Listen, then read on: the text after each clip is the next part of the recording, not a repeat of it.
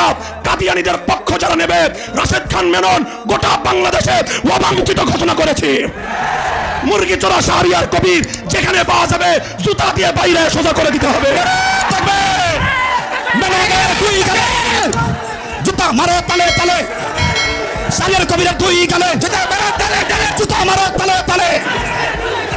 আমরা পরিষ্কার ভাষায় বলতে চাই, রাশেদ খান মেনন, হাসানুল হক ইনু, মুরগি চোরা শাহরিয়ার কবির গং, এই ইনু আর মেনন নৌকার খয়রাত নিয়ে এমপি হয়ে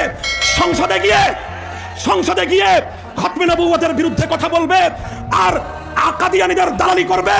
পরিষ্কার বলতে চাই, নাসিমের মুখটা সামলায় রাখেন। যদি নাসিম আপনার দলের মুখপাত্র হয়ে থাকে আর ওটাই যদি হয় আপনার দলের বক্তব্য, আমরা আগামী 5ই মে শাইখুল ইসলাম আল্লামা শাহ আহমদ শফির ডাকে আবার শাপলা চত্বরে যাব।